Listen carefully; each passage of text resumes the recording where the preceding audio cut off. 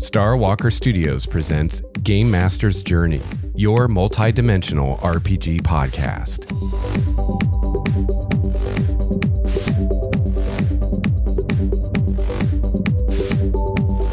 Hello, fellow gamer. Welcome to episode 135 of Game Master's Journey, your multi-dimensional RPG podcast. I'm Lex Starwalker, and on this show, we discuss the craft and the art of game mastering. Not only do I pass along any knowledge I've gained over 25 plus years of running RPGs, I also share wisdom from guest GMs and listener GMs like you. I've got a great show for you today. I'm going to tell you all about Volo's Guide to Monsters. But before I get into that, I have some announcements to get out of the way here at the top of the show. First of all, I want to remind you that Game Master's Journey has a voicemail now. So yet another way you can get a hold of me. And this is a great way if you want to have a question answered on the show or you have a comment. I can easily pull audio from the voicemail right into the show. So if you'd like to hear yourself on the show, calling my voicemail is a great way to do so. You can call that number at 951-GMJ-LEX-1. That's 951-GMJ-LEX-1. And in addition to the voicemail, you can also send sound files to GameMastersJourney@gmail.com if you are savvy enough to do that. I also wanted to remind you that I'm going to be doing a whole series of episodes in the future on the various roles of the GM. As game masters, we wear a lot of hats, both at and away from the table. And I thought it would be enlightening to explore some of the most important roles that we play as game masters and kind of tease those apart and look at what's involved in this particular role and how can we excel at it. The current roles that I'm thinking of for the Game Master right now are a referee, manager, world builder, actor, writer, director, storyteller, improviser, psychologist, and teacher. And if you're curious about what I mean by all those, you can check out episode 134, where I discuss this in a bit more detail, or you can check out the post on the roles of the Game Master in our community. And I have a link to that post in the show notes for episode 135 at starwalkerstudios.com. So I would love to hear from any of you that have any thoughts on this. You can post a comment in that discussion and either suggest additional roles that I haven't thought of, or also make suggestions of important points you think I should be sure to make for each of those roles. Finally, at the top of the show today, I wanted to discuss a poll that I threw into the community a while ago. And this poll was simply, what's your favorite arcane class to play in 5th edition D&D? And we don't really so much have the arcane versus divine distinction made in 5th edition that we did in previous editions of the game. So just for clarity, I'm talking about the bard, sorcerer, warlock, and wizard classes. So I was really curious among those 4 classes, what were people's favorites? So here are the results. As of recording this, I have 48 votes in the poll. And of those, our winner for the most popular of the quote arcane classes, if we can even still call them that, is the wizard with 44% of the votes. So the wizard was the clear winner here. Our next contender at second place with 23% of the votes is the warlock. And then third place with 21% of the votes is sorcerer. And in fourth place, last place, with only 13% of the votes, is the bard. So this is interesting. I was not surprised that the wizard was number 1. That's what I expected. Wizard has been one of the most, if not the most powerful classes in the game since the very beginning.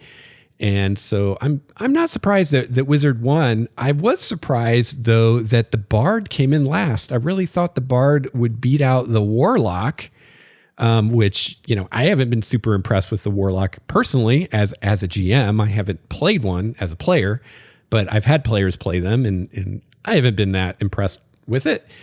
But a lot of you are. Warlock got second place, which really surprised me, and Bard got last place, which really surprised me. I wonder, though, how many of the people who didn't vote for the Bard have ever actually played a Bard in 5th edition. And I'll say, if you haven't played a Bard in 5th edition, you should try one out. I know that historically in D&D, Bards have not been a great class to play, at least not since 1st edition. So maybe that's part of it. You know, people maybe haven't played a Bard in 5th edition and they're thinking of a previous edition. But I think in 5th edition, Bards are pretty awesome. I always like having a Bard at the table. They're a great person to have in your group. And in fact, I've often said that in 5th edition, at least, if you're going to have 4 or 5 people in your group, more than 4 people, that 5th person, an ideal choice, assuming you have all your bases covered at that point, would be a Bard, because Bards just make every party better. But anyway, enough about the Bard. So again, Wizard first place with 44% of the votes, Warlock in second place with 23%, Sorcerer close behind in third place with 21% of the votes, and Bard in final place with 13% of the votes. So I'll probably keep doing these polls in the future.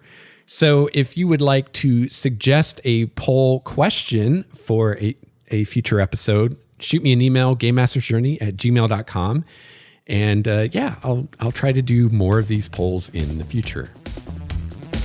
This is Shane from the Total Party Thrill podcast, and you're listening to Lex Starwalker on Game Master's Journey.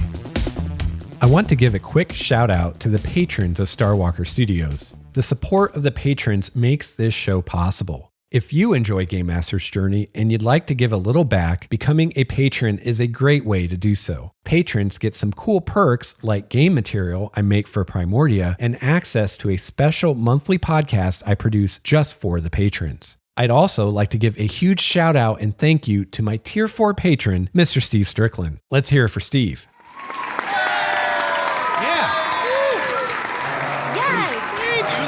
You the man. Thank you so much, Steve, and thank you to all the patrons. You can find out more about becoming a patron by clicking on the Patreon button at the top of the show notes at starwalkerstudios.com.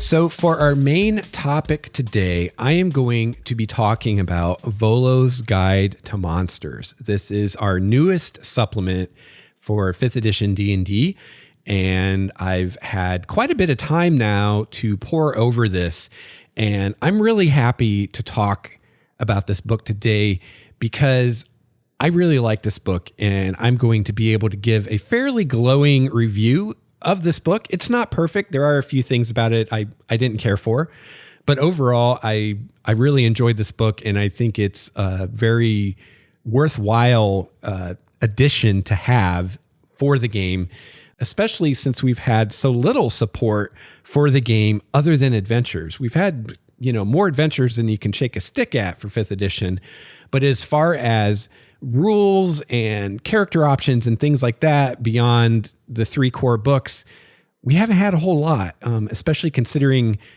how many years this game has been out now. So it's really nice to finally get something like this, and it's really nice that it was as well done as it is. I also feel really good to talk about this book because I feel like a lot of my reviews lately have been less than favorable, because they've been mostly adventures, which, are pretty hit and miss if that's even going to be useful to you at all. And then the only other really rules edition that we've had for 5th edition was the Sword Coast Adventures Guide, which I was pretty disappointed with, and which I think is really truly only useful to a pretty small percentage of people playing D&D. And I think, unfortunately, just due to the fact that we have so little for 5th edition, that a lot of us ended up getting the Sword Coast Adventures Guide and ended up not being super happy with it, and it ended up using, at best, maybe half of that book, and you could have just thrown the other half of the book away. So I try not to review things unless I like them, at least somewhat. But it's really nice to finally have something to talk about that I really liked for 5th edition and to be able to have a nice positive review. So let's start out with just some of the basic stuff about this book. This is a hardcover book, same paper, same binding as the other 5th edition books published by Wizards of the Coast. It's full color, 224 pages. Now, the book's listed price is $49.95. I checked, and right now on Amazon, you can get it for $44.95, so you save $5. But that price is actually pretty high. Before, it was like $30 on Amazon. So I think that there's probably been a markup for the holiday season.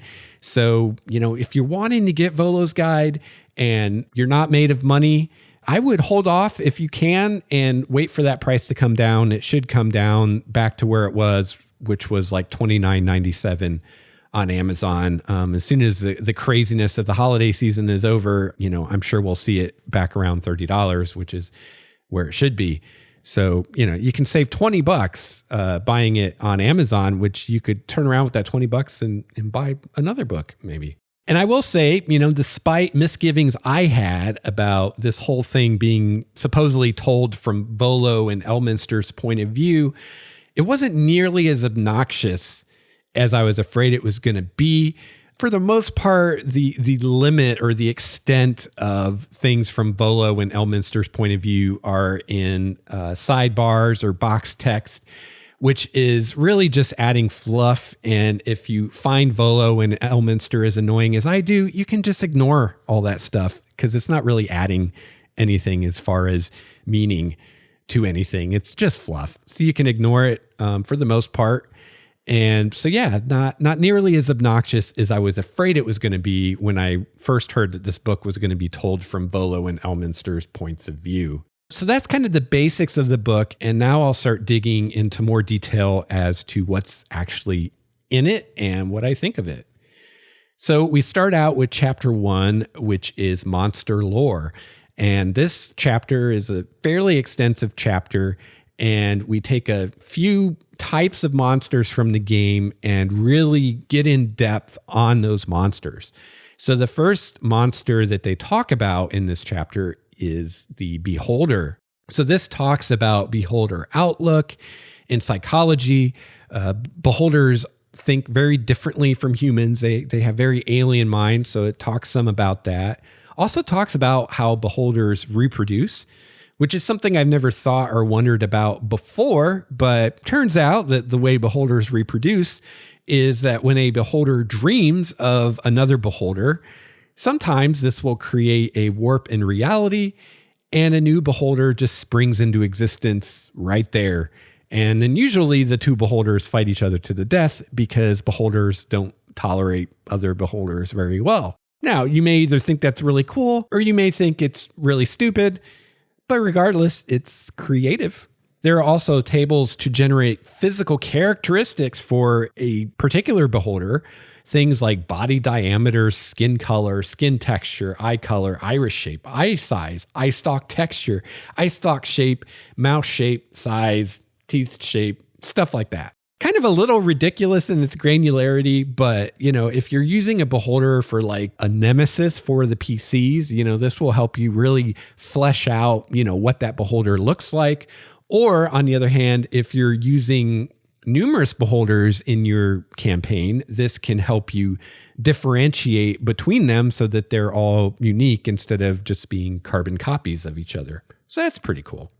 And these are all tables, so you can either, find the thing that works for you, or you could just roll and determine it randomly. We're also given role-playing guidelines for Beholders, and we're given personality traits, ideals, bonds, and flaws for Beholders so that you can make them just like you'd make a player character's personality or a more normal NPC's personality.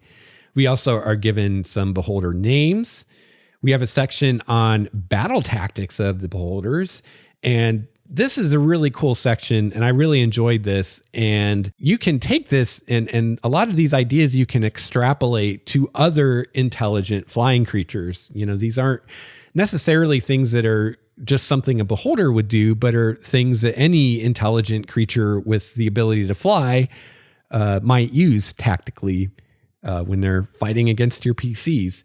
And, a lot of this in this chapter of the book is like that. You'll find information that's very specific to that type of monster, but you can also extrapolate some of that to other monsters that have similarities. So for instance, some of these battle tactics we can apply to other monsters that have flight. It also lists possible variant abilities for the central eye of the beholder and the various eye rays. So you can create a beholder that has different things that its eye rays do, which is really awesome. If you have players that have memorized the monster manual or memorized beholders, then you can still surprise them and they don't know, what's coming. And not only can this help you make variant beholders that are different from what's in the monster manual, but it also, and this is really cool, gives you a look at some abilities or spells that Wizards of the Coast consider roughly equal. So, any of these abilities that are being swapped out, you can say, well, these, at least, the designers think that these abilities are roughly equal. So not only can I swap out one ability for another with a beholder, but, this also gives you some insight for other things that you're homebrewing, whether it's magic items or monsters or whatever, kind of gives you some equivalencies between different spells and abilities, which can be very helpful. We also have a discussion on beholder layers, properties that their layers will often have, tactics that they use in their layers, how they lay out their layers to take advantage of their various abilities and gifts that they have, and you're given a sample layer mapped out for you. Also describes types of treasure you'll find in a beholder layer and how the beholder uses various types of treasure or not. And we're also given charts for beholder minions and pets. So again, I'm just hitting the highlights here, but there's a lot of information in this section on beholders. Next, we have a discussion on giants. We have discussion of, the size of giants and how that affects various things, their lore and religion, culture, things like that. We're given some example giant words in their language, a chart with things that you might find in a giant's bag, a chart giving lifespans of the different types of giants. And again, we're given traits, ideals, bonds, flaws for giants in general, but unfortunately not for the specific types. So I don't know how useful that is. It seems to me that, a fire giant would have a very different mental outlook than a stone giant or a hill giant. I think it would have been more useful to have traits, ideals, bonds, and flaws for the different types of giants instead of just giants in general, but it's something to start from. And then we're given some information on each of the major giant types: cloud, fire, frost, hill, stone, and storm. Next, we have a section all about gnolls, and I enjoyed this section. I have to say, I enjoyed it more than I thought I would, and this is probably the first time I've ever found gnolls remotely interesting. But this made them more interesting. I very rarely use gnolls in my games, although I might use them more now. We have a discussion of the insatiable hunger, which underlies much of what gnolls are and how they think and how they operate. We have discussion of gnoll tactics, gnoll treasure. Again, we have traits, ideals, bonds, and flaws for gnolls. We have a discussion on gnoll warbands, which is really interesting and talks about different types of gnolls that you'll find within the warband. Also, discussion of other monsters that gnolls will commonly be found allied with, and a set of tables for creating a gnoll warband. So really cool stuff. Next section is on Goblinoids, and this was one of my favorite parts of the book. I'd say the section on beholders and the section on Goblinoids were probably my favorite parts of this book. So this section talks about the goblins, first of all, and talks about different castes in goblin society, goblin lairs, talks a bit about bugbears and their mentality, how they approach things, talks about hobgoblins, including their ranks and titles, their feelings on honor, and also talks about devastators, which are hobgoblin wizards, pretty cool stuff, and also talks about hobgoblin lairs.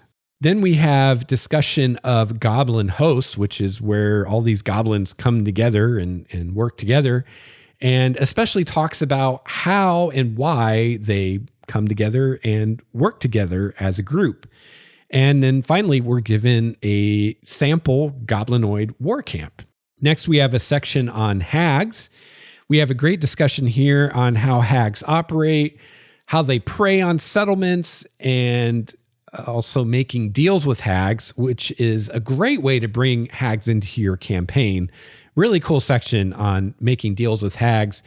And, definitely if I was going to use one or more hags in a campaign in the future, I would definitely approach it through some kind of deal that the PCs must make with a hag for some reason, as opposed to just throwing them as a monster to fight or something. Really cool stuff. Again, we're given personality traits for hags, hag names, discussion of hag magic, discussion of hag covens. Now, one thing that's really cool in here is we're given alternate hag coven spells for covens that have gathered for a specific purpose. So, when hags come together as a coven, together as a group, they have access to additional spells that they don't have individually. And this gives you different spells that you could give them instead of what's given in the monster manual. And again, just like with the alternate ray powers, ray powers for the beholders, this gives you a glimpse into spells that Wizards of the Coast feel are roughly equivalent to one another that you can use if you're homebrewing, magic items or whatever. You can say, hey, these spells are roughly equivalent in power.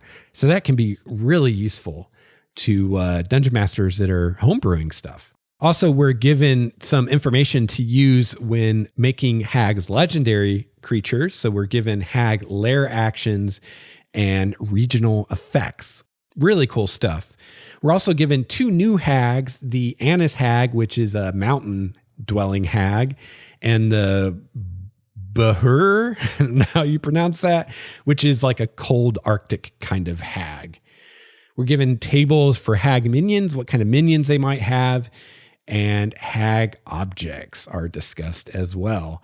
So the hag section is really cool and gave me a lot of ideas for using hags as kind of a nemesis for the PCs, or even kind of an unlikely ally. Maybe the PCs need a favor from a hag, and you can have a lot of fun with that. Next, we have a section on kobolds.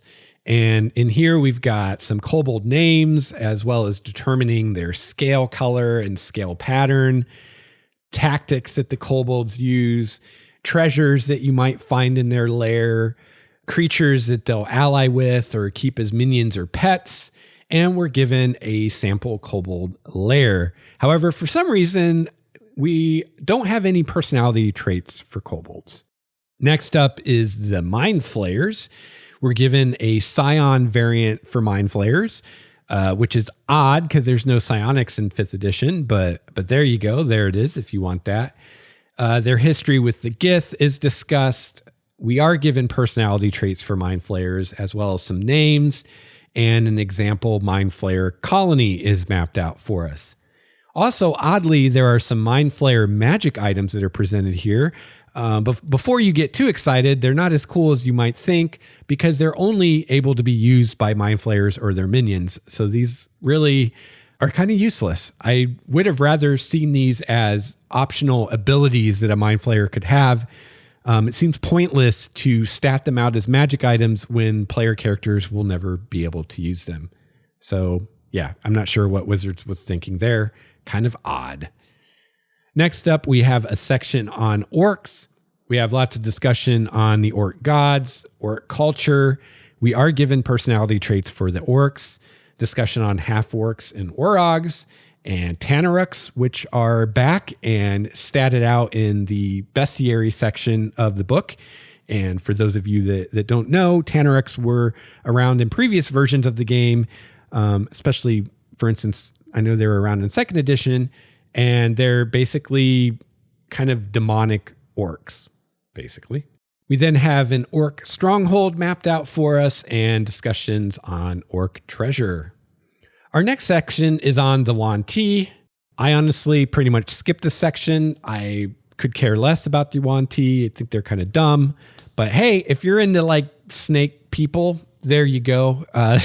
This has physical variations tables for determining body type, scale color, skin color, scale pattern, tongue color, eye color, snake head shape, etc. Way more than you'd ever want to know about one of these guys, I'm sure.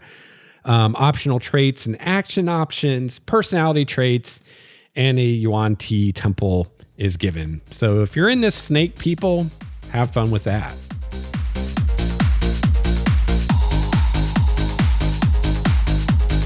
My favorite part of the show is when I hear from listener GMs like you. If you have feedback for the show, whether it's a comment on today's topic or an idea for a future topic, I'd love to hear from you. There are a lot of great ways to get a hold of me. You can email me at gamemastersjourney@gmail.com, follow me on Twitter @LexStarWalker, Google plus LexStarWalker, and finally, you can visit the website starwalkerstudios.com to get links to my Patreon page, YouTube channel, and more.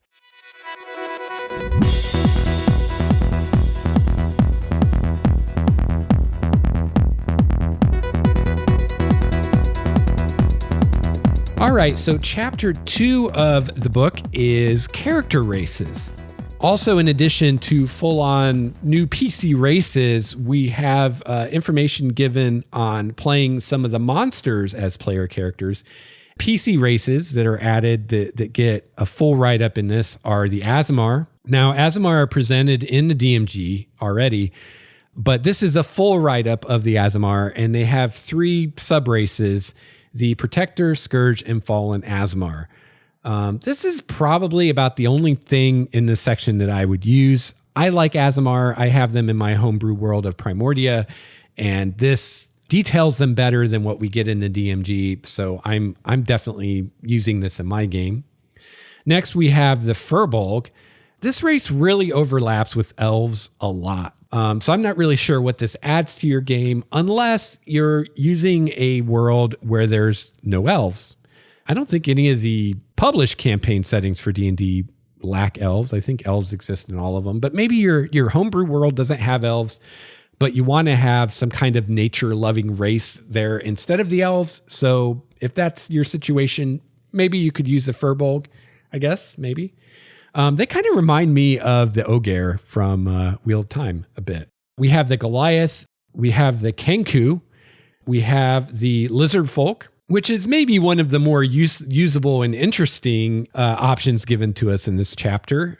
We have the Tabaxi, which are cat people, Triton, which are, aquatic people. I guess if you're doing an underwater campaign or adventure, this might be useful to you. And then we have the monster races. Now, these aren't given a full PC race write-up like the previous races are, unfortunately. I would have rather seen these written up than learn about Tritons and Tabaxi and Kenku, but that's just me. But we're given the game statistics for, if you wanted to make a player character who is a bugbear, goblin, hobgoblin, kobold, orc, or Yuan-Ti. Also, we're given height and weight tables for all these guys, plus the new PC races that are given in this chapter. And there you go. Now, the book does point out that the monster races are not balanced with the PC races.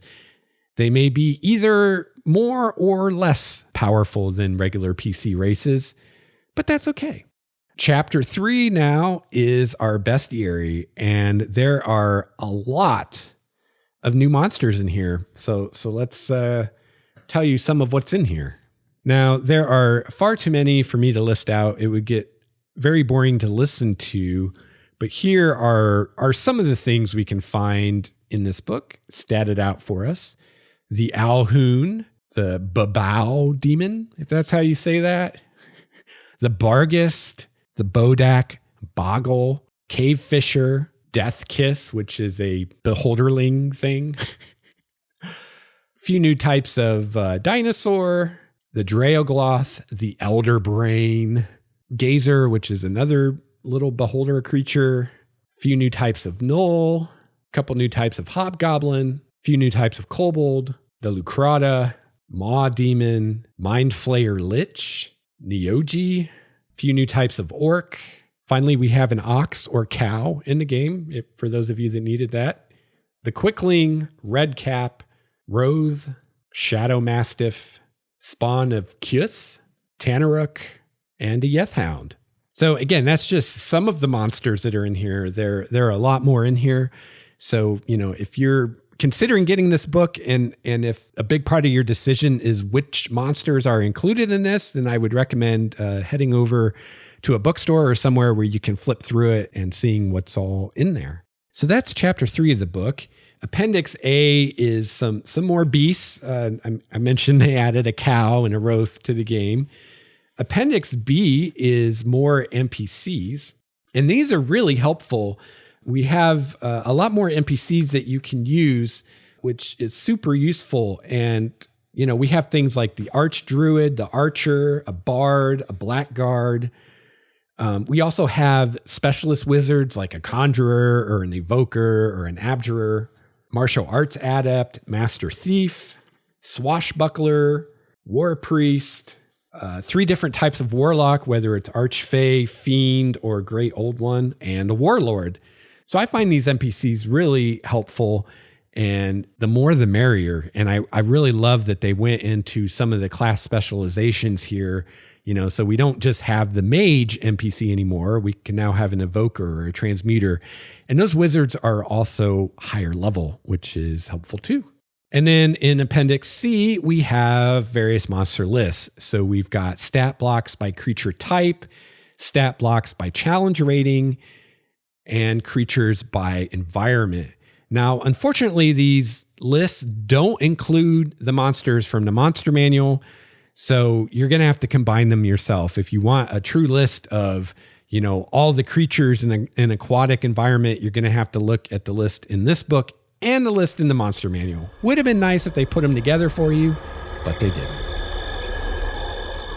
Have you checked out the Game Master's Journey community on Google Plus yet? The Game Master's Journey community is a great place to bounce ideas back and forth with other listener GMs. You can comment on the show episodes, share your own homebrew world, and ask questions of the many experienced GMs that are a part of our community. So I hope you'll check out our community, and I hope you'll join us there. You can find a link to the Game Master's Journey community in the show notes for this episode over at starwalkerstudios.com/Game Master's Journey.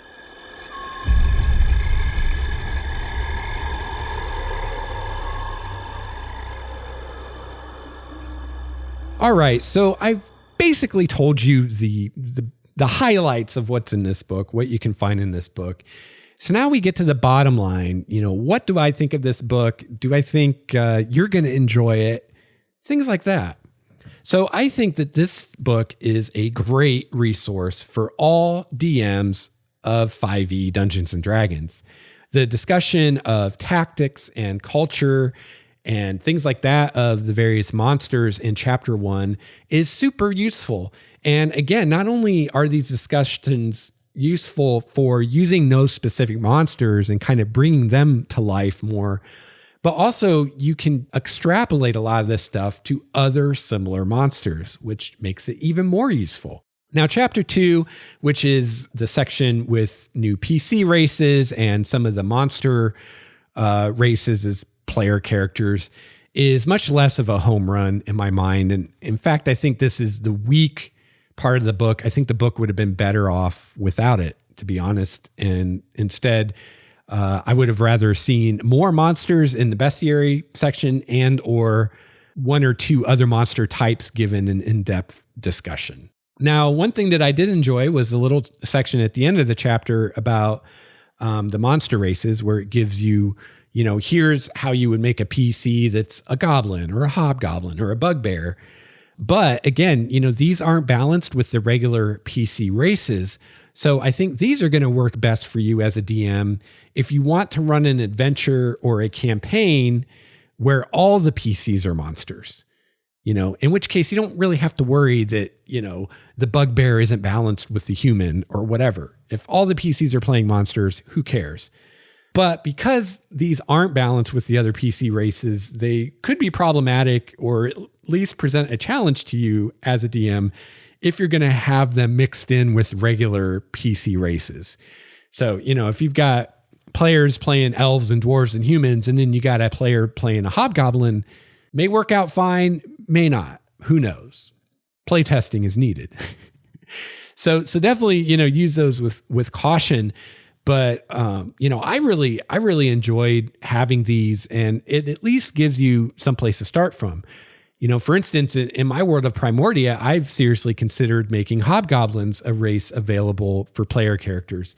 And at least now, if I decide I want to do that, I have somewhere to start from. And, I'd have to decide, do I think hobgoblins are balanced with the other race options? And if not, if I'm going to have that as an option every player has in the world, then I'd want to try to make them more balanced in some way. But yeah, it is cool to have. And I think would be fun to play with in like a short adventure where the player characters are monsters. I think you could have some fun with that. So that was pretty cool. The bestiary part of the book has quite a few useful new monsters, a lot of old favorites from previous editions of the game, like the Tanaruk and the Barghest have come back, which is really nice. And also what's really nice is very few of these really have specific origins to the Forgotten Realms, and this is something that I was concerned about with this book before I got it, was that it was Forgotten Realms specific. And how useful is this going to be to DMs who aren't running in the realms? The Sword Coast Adventures Guide, like half of that book was realm specific and was for the most part useless to a DM not running in the realms. So I was very pleased to see that, I didn't really see anything leaping out at me as this will only work in the realms. Even the monsters that are from the realms originally, you can easily, transplant to your world of choice and it'll work fine. Also, I found all the additional NPCs like the specialist wizards and the different types of warlocks and rogue and things like that. I think those will be very useful to us running our games. So this is definitely a book for DMs. This isn't a book for players. I think a player buying this book for player options is not going to be very happy. And if you're only a player and you don't run the book, I would not recommend you buy this book. If you want to buy the book, buy it for your dungeon master because your dungeon master will get a lot of use out of it. You, not so much. So I think for dungeon masters, this is a great book. Again, it'd be a lot better if chapter 2 would have been replaced with more useful things like more monsters or detail a couple other types of monsters like maybe dragons or fiends or something like that.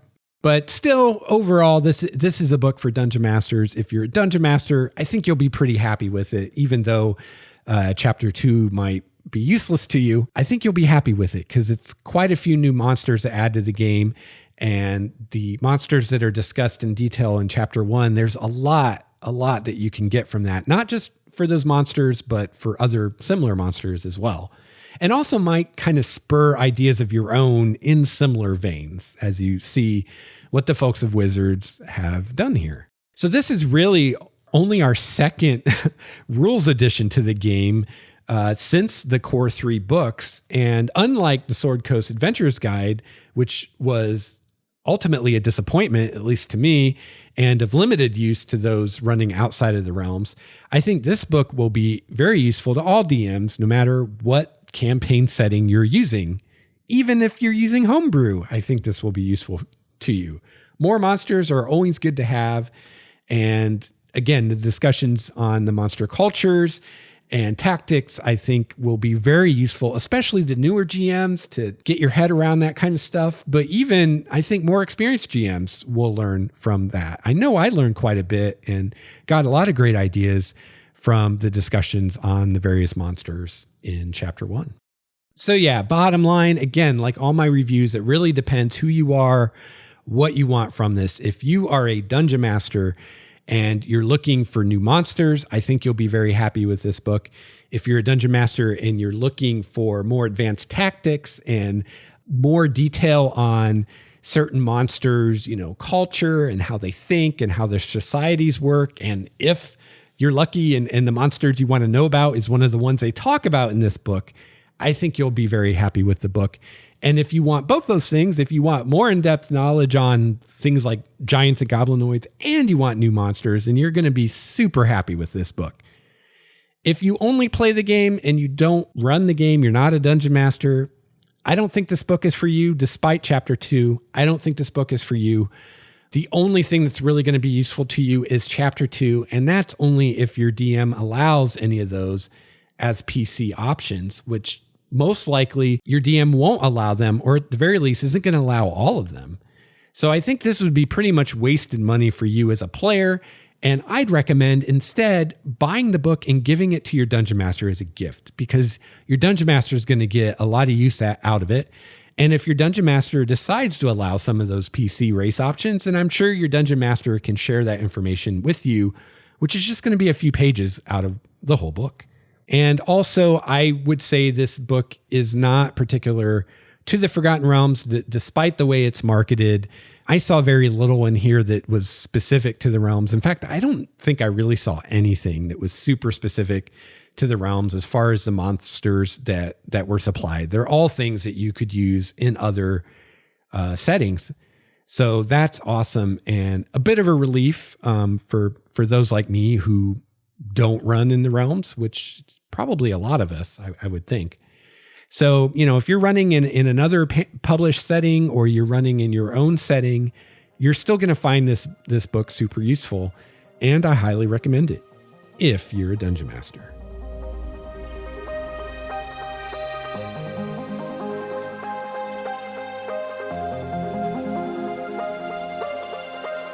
Well, that is going to wrap it up for episode 135. Thanks for tuning in today.